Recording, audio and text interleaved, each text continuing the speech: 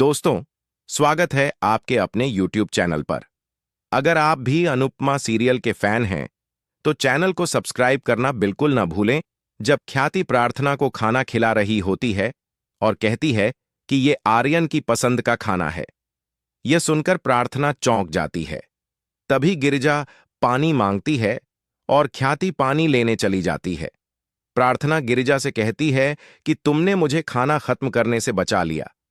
फिर वह गिरिजा से पूछती है कि वह पढ़ी लिखी होकर भी प्रकाश के खिलाफ कोई कदम क्यों नहीं उठा रही। गिरिजा दुखी होकर बताती है कि प्रकाश बहुत ताकतवर है, पुलिस और कानून भी उसी के हैं। दूसरी तरफ अनुपमा प्रकाश के घर से जल्दबाजी में निकलती है, लेकिन रास्ते में लीला, देविका, पाखी और बाकी औरतें उसे रोक लेती हैं और पूछती हैं कि वह इतनी जल्दी में कहाँ जा रही है।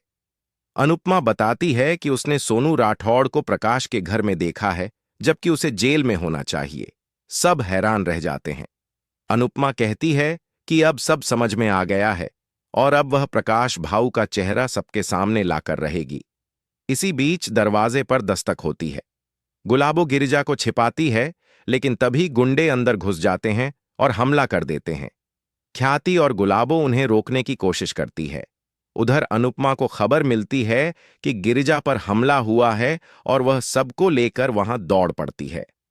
गुंडे प्रकाश को बताते हैं कि गिरिजा मिल गई है और प्रकाश आदेश देता है कि उसे खत्म कर दो। सोनू कहता है कि अनुपमा सन की औरत है, जिस पर प्रकाश जवाब देता है कि सारी मां सन की ही होती है। गुंडे दरवाजा तोड़कर अंदर आते हैं और गिरिजा को पकड़ लेते हैं, लेकिन तभी अनुपमा वहां पहुंचती है और सब मिलकर गुंडों की पिटाई करती हैं। अनुपमा गिरिजा को संभालती है और गुंडों को भगा देती है। तभी उसकी नजर प्रकाश और सोनू पर पड़ती है, जो गाड़ी में बैठकर भाग जाते हैं। अनुपमा गुस्से में उनके पीछे दौड़ती है, लेकिन गाड़ी निकल जाती है। इसके बाद ख्याति कहती है कि अब उन्हें यहां से चले जाना चाहिए, क्योंकि यह जगह सुरक्षित नहीं है। लीला और किंजल भी सहमत होती हैं, लेकिन राही कहती है कि डरकर भागना सही नहीं है। सबके बीच बहस होती है और अनुपमा सोच में पड़ जाती है। उधर राही प्रेम से फोन पर बात करती है और प्रेम बताता है कि रेस्टोरेंट के लिए जगह मिल गई है।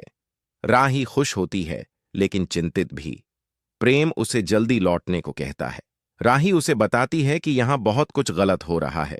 वहीं ईशानी शाह हाउस लौट आती है और प्रेम उसे चेतावनी देता है कि राजा अब परी का पति है, इसलिए उसे दूरी बनाए रखनी चाहिए।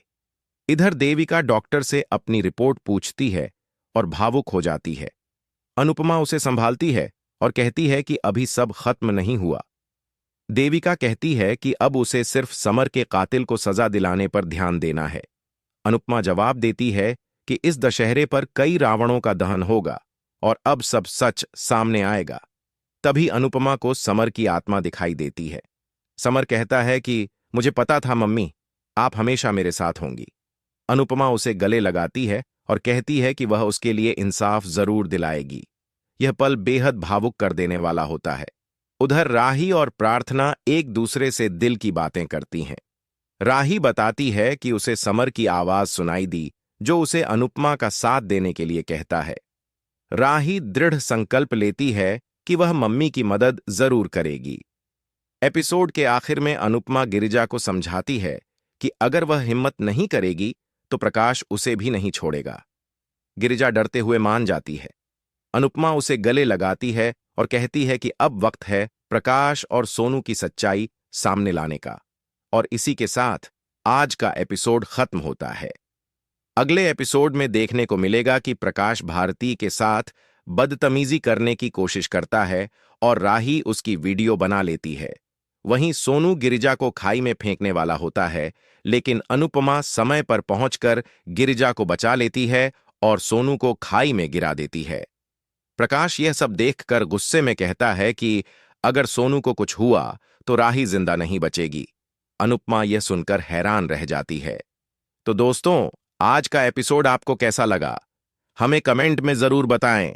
अगर वीडियो पसंद आया हो तो लाइक करें, शेयर करें और चैनल को सब्सक्राइब करें।